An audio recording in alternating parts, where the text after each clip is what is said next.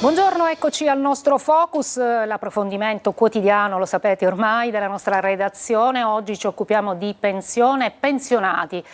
Noi abbiamo pensato che non è un paese per pensionati, perché? Perché gli aumenti dell'assegno sociale, delle pensioni minime sono veramente irrisori, e ora ne parleremo, ma non solo. C'è anche una tassazione sulle pensioni talmente alta che molti hanno deciso, pensate, di trasferirsi, alcuni in Tunisia, chi in Portogallo. Insomma, il mondo la situazione, la condizione di pensionato non è certo facile. Questo pomeriggio cercheremo di capirne di più e di farlo grazie anche alla presenza di chi quotidianamente si occupa di assistere, di accompagnare e di sostenere chi va in pensione o è in procinto di farlo. Ringrazio Claudio Barone intanto per la sua presenza. Buon pomeriggio, segretario generale della UIL Pensionati, vecchia conoscenza nostra del sindacato, è stato per tanti anni anche segretario generale, insomma regionale, quindi insomma, lo conosciamo bene. Grazie per essere con noi, grazie anche a Nello Di Bella, che è un pensionato speciale, potremmo dire, perché è uno di quelli che ha deciso di andare in Tunisia. Ci racconterà il perché anche di questa sua decisione. E non vedo ancora collegato Nino Rogazione, non lo vedo collegato, ma spero di averlo fra poco. Intanto vi presento qui in studio la signora Carmela D'Arrigo. Buon pomeriggio, grazie per essere con noi, perché lei ci racconterà un po' la sua storia che diventa emblematica, ma non è emblematica, è forse purtroppo una condizione diffusa per chi si trova con una pensione, possiamo dirlo, una pensione minima, cioè di 550 euro al mese, e ovviamente la retribuzione che si attribuisce quando si sono fatti 15-20 anni, quindi il minimo, insomma, contributivo che si è fatto. Però nello stesso tempo ci chiediamo come si può vivere con 550 euro al mese. Me lo chiedo pure io. Io sono una neopensionata, quindi è da poco che sono in questa condizione. E dopo una vita comunque di lavori precari, perché purtroppo i lavori sono tutti a termine e quindi non sono riuscita a raccogliere abbastanza contributi e mi sono trovata con pochi contributi, e quindi la prospettiva è di vivere con 550 euro al mese. E che significa veramente: faccio la spesa o mi compro i medicinali? Perché è chiaro che l'essere anziani o 27 anni comporta anche accompagnarsi alle malattie. Certo. Cioè è ovvio che ci sono le malattie, quindi appartengono alla vecchiaia.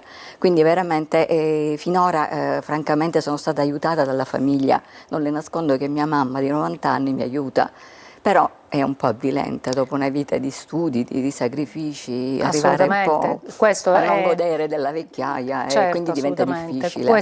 Questo è anche frutto, lei ne accennava prima, di un lungo percorso anche lavorativo precario, sì, che l'ha portata insomma a non avere una continuità, ovviamente. Perché ho lavorato in comunità, ma il comune poi non pagava e la comunità ha dovuto chiudere. Lei lavorava da psicologa, certo, tra l'altro, la sua è una professione che quindi anche ha previsto studi, impegni oneri economici, ecco. sì, è molto costosa, sia l'università sia la specializzazione costano parecchio, Certo. Però è una strada che ho scelto, che mi è piaciuto e che chiaramente non mi sono pentita di aver intrapreso.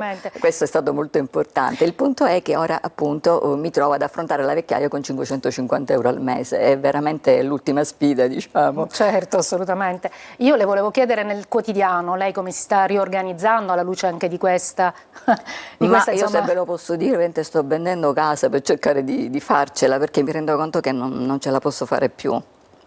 Quindi questo è anche un disagio non da poco, non da poco. Quindi non ho intenzione di andarmene fuori, no? Io sono italiana, io resto qua. Quindi questa scelta insomma, non le appartiene. No, non le appartiene. c'è mia figlia, ci sono i miei affetti, no? Certo, ovviamente. Quindi insomma anche come dire, riorganizzarsi alla luce di questa, di questa situazione non è facile. No, ho fatto delle scelte importanti, le dico. Quindi vendere casa significa non posso vivere con 550 euro al mese, devo dar fondo a tutto quello che ho.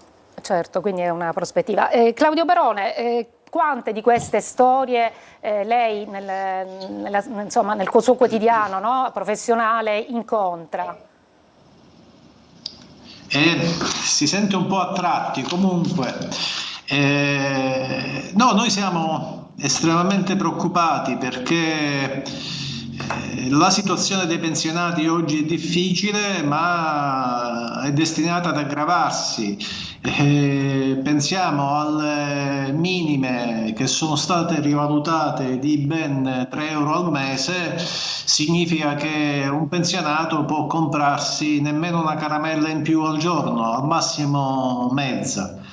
Pensiamo anche alle pensioni superiori al minimo che per la mancata rivalutazione che c'è stata in questi anni e che ora non sarà più attuata perché ci sono le prime sentenze che la ritengono illegittima, però nella manovra non fanno recuperare quello che è stato perso in questi anni. Stiamo parlando di un anno che va dai 3.000 ai 7.000 euro all'anno che c'è, quindi stiamo assistendo a una forte riduzione del potere d'acquisto delle pensioni e i pensionati non ce la fanno.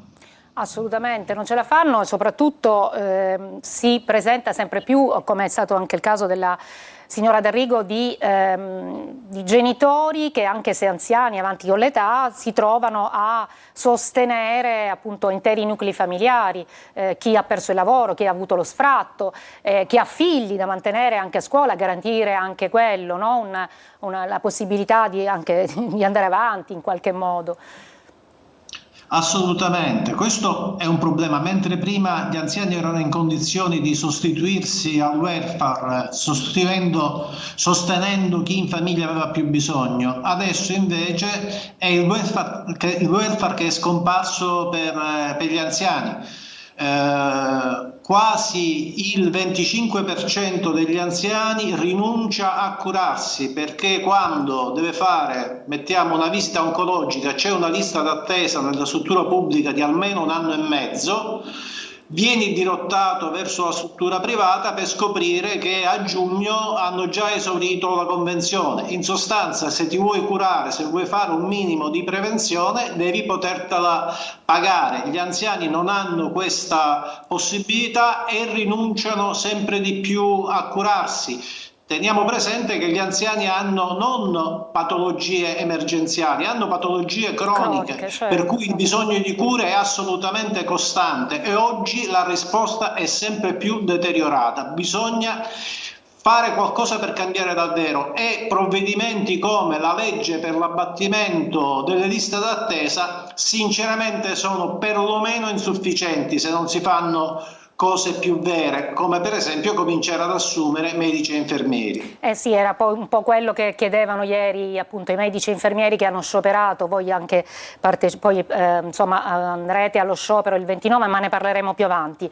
Intanto ringrazio la signora D'Arrigo per essere stata con noi, perché so che non è semplice, è facile anche esprimere quello che insomma si prova, che sicuramente è una situazione difficile. Difficile, insomma.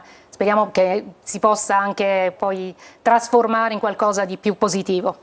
Grazie per essere stata con noi. Noi ci fermiamo, una brevissima pausa, torniamo di nuovo in studio.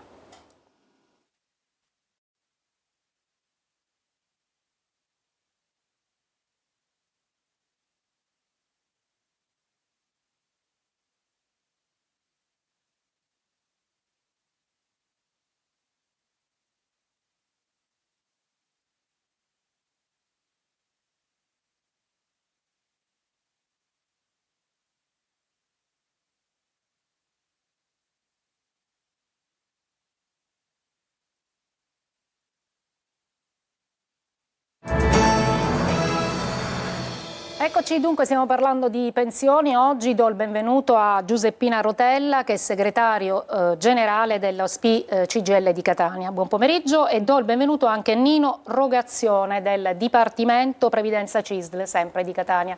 Grazie per essere con noi. Andiamo avanti. Grazie a voi. Grazie. Andiamo avanti un po' con il racconto della signora D'Arrigo. È un racconto che lascia molto così con l'amaro in bocca, e voi quotidianamente affrontate queste situazioni. Sì, praticamente purtroppo quello che accade alla signora D'Arrigo è il futuro dei giovani di oggi, perché la signora ha avuto un lavoro molto precario, saltuario, che ha prodotto poi alla fine una pensione povera. Questo è quello che accadrà purtroppo alle nuove generazioni, proprio per il fatto che fanno dei lavori saltuari mal pagati e quindi con gravi difficoltà. Al fatto della signora D'Arrigo si aggiunge anche il fatto che è una donna. Quindi le donne sono ancora più penalizzate sia quando sono in attività che lavorano, perché non ci sono servizi adeguati a poterli supportare nella scelta di vita che fanno, anche nella maternità, e quindi molto spesso sono costretti ad abbandonare il posto di lavoro per prendersi cura dei figli, e quindi poi al momento in cui andranno in pensione pagheranno amaramente queste loro scelte, perché avranno delle pensioni molto più basse rispetto a quelli degli uomini. Assolutamente, questo è anche un aspetto non da poco che si rileva sempre, le disuguaglianze di genere che poi si riscontrano sia quando si lavora sia quando si va in pensione. Esatto, insomma, il lavoro povero produce pensioni povere. Nello Di Bella, lei è Salve, io purtroppo sento ci sente pochissimo male. e a tratti. Peccato. No, le volevo chiedere di spiegarci qual è la sua, le ragioni della sua scelta. Lei ha deciso di andare in Tunisia. Sì, le ragioni, diciamo, sono molteplici, una delle quali è che ho sposato una tunisina, per cui ci sta anche questo. Quindi lei ha un aggancio già con la Tunisia, però a prescindere da questo... esatto, una facilitazione, diciamo, dell'approccio. In ogni caso, diciamo, la realtà è che anche con una pensione dignitosa come quella che percepisco come ex dirigente dello Stato, diciamo, in realtà ci si arriva sempre meno. E quindi andare in Tunisia, dove praticamente ti arriva la pensione al netto della tassazione, e con una tassa che poi si paga lì che non supera quasi mai il 5% del complessivo, voglio dire, c'è una bella differenza rispetto a quelle che sono le nostre tassazioni. Consideriamo anche che la vita in Tunisia è all'incirca un terzo, il costo della vita è all'incirca un terzo di quello che noi sosteniamo qui, quindi in alimentari, in servizi, in bollette e quant'altro. A quel punto, se si fa un rapido calcolo, diciamo, conviene, anche perché la Tunisia è un'ora di volo, quindi vuol dire, poi la normativa dell'accordo tra Italia e Tunisia ti consente comunque di mantenere, diciamo, entrambe le vite, sia anche in Italia, perché devi permanere in territorio tunisino 6 mesi e un giorno. Di conseguenza, diciamo, l'unico problema che c'è è che in Italia perdi l'assistenza sanitaria, quindi devi comunque fare un'assicurazione sanitaria sia in Italia che in Tunisia. Quindi un costo in più, però diciamo che poi tutto sommato a conti fatti la pensione non dico che raddoppia, ma diciamo che aumenta del 40% almeno. Certo, però io le chiedo a questo punto, questi sono, diciamo, i conti economici, no? Ma ci sono anche, si fanno anche i conti sentimentali, nel senso che gli affetti o comunque insomma, il fatto che si è vissuti per tutta la vita, no? In un luogo, ci sono anche altro tipo di, diciamo, di legami che così, così si perderebbero o no?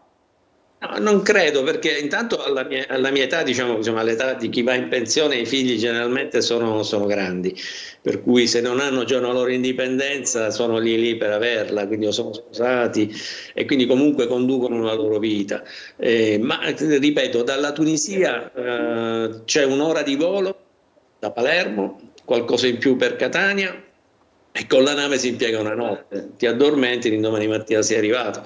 Quindi voglio dire, tutto sommato sono cose facilmente gestibili, che anche un pensionato, che teoricamente dovrebbe essere una persona anziana e diciamo non di ottima salute, anche se non è sempre così, per fortuna, insomma. Dico, ce la può fare a gestire, ecco, questo vai e vieni Senta, ma lei quando ha deciso di andare via, cioè ha già ha stabilito un tempo?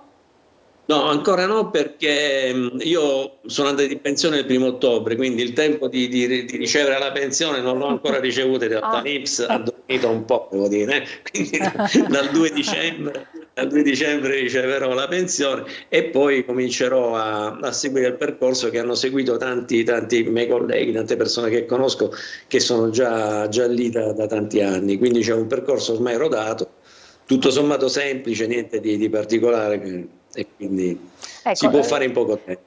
Insomma, certo, lei un po' insomma, ha così molto coraggio anche, che magari non molti hanno. Senta, invece Nino Rogazione, chiedevo a lei, lei si occupa proprio del Dipartimento Previdenza della CISL di Catania, no? Quindi io le chiedo la differenza fra assegno sociale e pensioni minime dal punto di vista proprio economico. E soprattutto lo accennava anche Claudio Barone, no? della UIL regionale siciliana, diceva un aumento diciamo, con quello che è la perequazione, diciamo, fiscale del potere d'acquisto, quindi insomma nostro di appena 3 euro. Qual è la situazione? Sì, Insomma, su questo aspetto, ecco, anche su questo aspetto dell'aumento dei 3 euro proverò a dare qualche indicazione in più. Intanto quello che mi ha chiesto, la differenza tra assegno sociale e pensione minima. Per pensione minima si intende una pensione derivante dal pagamento di contributi previdenziali, ovvero bisogna aver versato almeno 20 anni di contributi INPS e si ha diritto a una pensione calcolata sulla base di quei contributi versati. È leggermente più alta rispetto all'assegno sociale che spetta a quei cittadini che non hanno versato pensione all'INPS o che comunque non hanno raggiunto il minimo dei 20 anni di versati. La differenza nel 2024 in termini economici consiste nel 534 euro importo dell'assegno sociale e 598 euro una pensione integrata al trattamento minimo dopo aver versato 20 anni. Nel 2023-2024 fu previsto un aumento straordinario e temporaneo dal governo del 2,7%. Quindi la novità consiste proprio nel testo che purtroppo questo aumento non è stato riconfermato per il 2025, aumento del 2,7%. Sarà del 2,2%. E quindi, quindi cosa vuol dire questo poi in soldoni? Insomma, che aumenti... Per fare, chiaramente sono numeri, però per rendere per esempio una pensione integrata al minimo che oggi viene erogata a 614 euro, ovvero 598 prima più il 2,7% in temporanea, oggi un pensionato con pensione integrata al minimo percepisce 614 euro. Di fatto dal 2025 andrebbe a percepire 617 euro. Quindi il potere che ha di acquisto quel pensionato sarà solamente di 3 euro. Ma se non avessero adottato questi ulteriori incrementi, ovvero l'1,6% dell'inflazione più un ulteriore 2,2% di aumento, la pensione dal 2025 integrata al minimo sarebbe scesa a 604 euro. Quindi a livello numerico da 604 aumenta di 13 euro per il 2,2% a 617. Di fatto già i pensionati percepivano 614 euro. Quindi, chiarissimo, però si rende conto che insomma è un aumento assolutamente fittizio, irrisorio, assolutamente. In termini tecnici. Certo, assolutamente, sì, infatti, sì, no, assolutamente. Assolutamente, ad esempio, una pensione di 1.000 euro subirà un aumento di circa 600.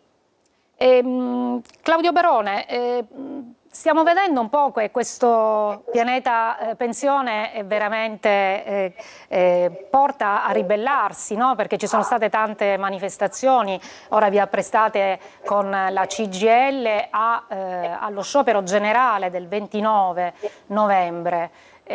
Insomma, c'è come dire, da lottare, usando un termine così un poco che appartiene forse al passato, no? Però voglio dire, solitamente si pensa che chi sciopera lavora, mentre invece qua chi ha lavorato deve continuare a scioperare.